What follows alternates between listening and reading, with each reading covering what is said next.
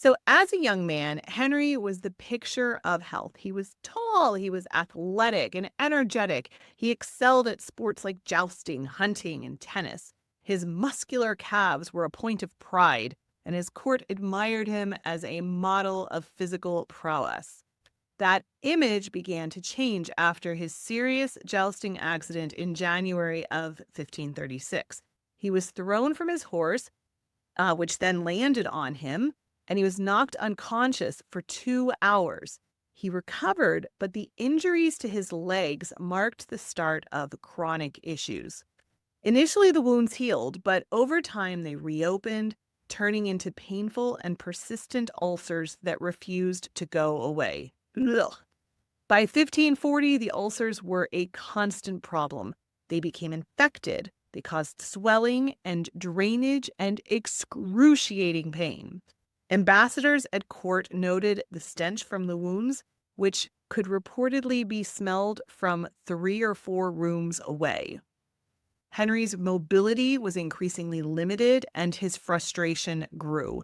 This once active king now struggled to maintain his physical and his emotional stability. Like you guys, I've had chronic pain from a shoulder injury that I had, and it's like really not fun, right? And mine was like very, very small compared to what Henry was going through. You look at these changes in his personality and how he became so tyrannical.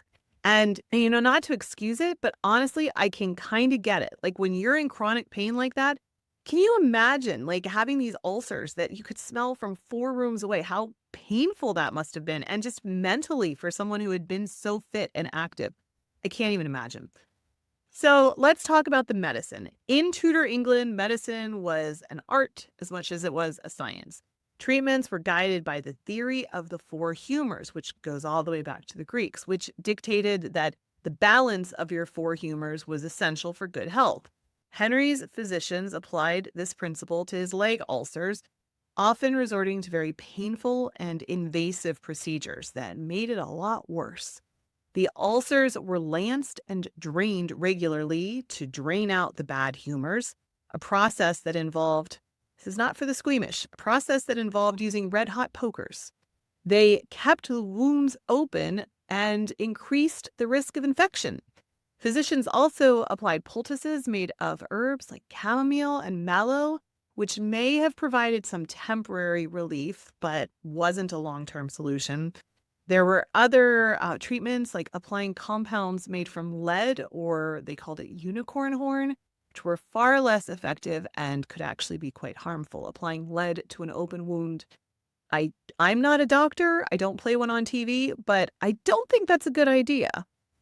Anyway, Henry was deeply interested in medicine and he oversaw some of his own treatments. His personal book of remedies that he kept himself includes nearly 200 recipes with 2 ointments specifically designed for his ulcers. These ingredients ranged from practical herbs with mild antibacterial properties to bizarre like ground pearls and narwhal tusk. These treatments reflected the resourcefulness of Tudor physicians, but also showed their limits of understanding.